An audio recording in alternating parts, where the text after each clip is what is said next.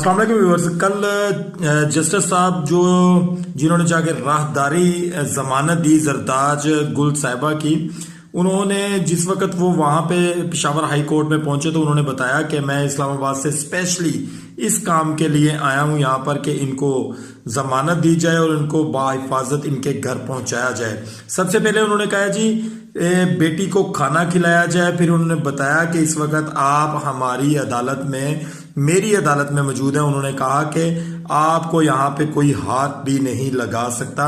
यहाँ पे आपको ये बात मालूम होना चाहिए कि जरदाज गुल कल अपनी जमानत के लिए जिस वक्त पेशावर हाई कोर्ट हाजिर हुई तो उस वक्त सुबह के 8 बज चुके थे और रात के तकरीबन 12 बजे के करीब जाकर उनको राहदारी जमानत दी गई। वो भी वहाँ के जो जस्टिस साहब थे उन्होंने वहां पर पहुंचकर ये राहदारी जमानत उनकी दी।